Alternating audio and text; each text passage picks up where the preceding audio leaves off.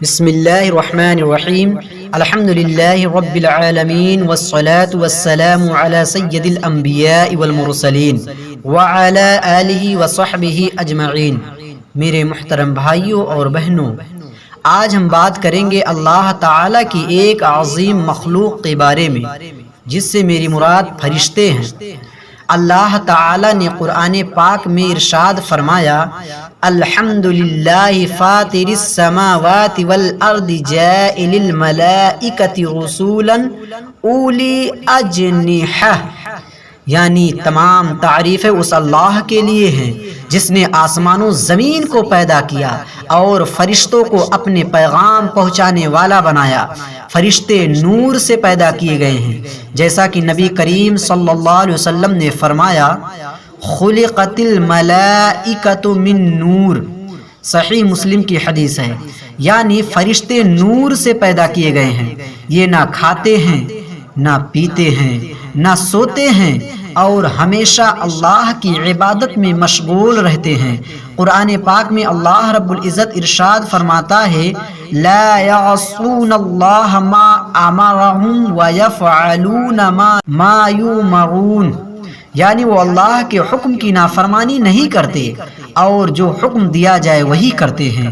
فرشتوں کی تعداد اللہ ہی بہتر جانتا ہے۔ کچھ مشہور فرشتے یہ ہیں، نمبر 1 حضرت جبرائیل علیہ السلام جو وحی لانے والے ہیں، نمبر 2 حضرت میکائیل علیہ السلام جو رزق تقسیم کرنے والے ہیں، نمبر 3 حضرت اسرافیل علیہ السلام جو سور پھونکنے والے ہیں، اور چوتھے ہیں حضرت عزرائیل علیہ السلام جو روح قبض کرنے والے ہیں، اور کچھ فرشتے انسان کے اعمال لکھنے پر مقرر ہیں۔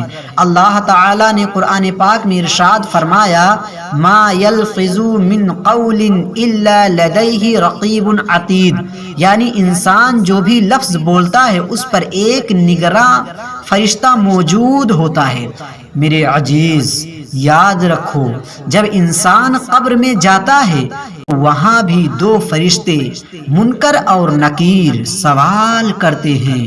پہلا سوال، تیرا رب کون؟ دوسرا سوال، تیرا دین کیا؟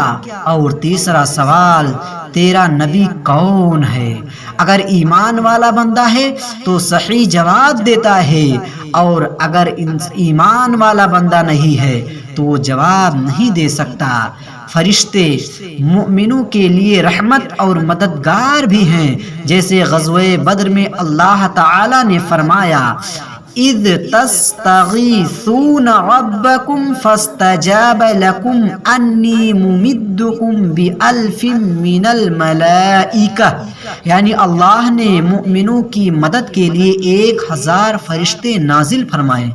لہٰذا میرے پیارے بھائیوں، ہمیں ہمیشہ ایمان رکھنا چاہیے کہ فرشتے موجود ہیں، وہ اللہ کے حکم سے ہر کام انجام دیتے ہیں، اور ہمیں یہ یقین رکھنا چاہیے کہ وہ ہر وقت ہمارے اعمال لکھ رہے ہیں۔ لہٰذا ہمیں گناہوں سے بچنا چاہیے اور نیک عمل کرنا چاہیے۔ آخر میں دعا ہے، اللہ تعالی ہمیں اپنے فرشتوں پر ایمان کامل عطا فرمائے اور ان کے ذریعے اپنی رحمتوں سے نوازے، آمین یا رب العالمین۔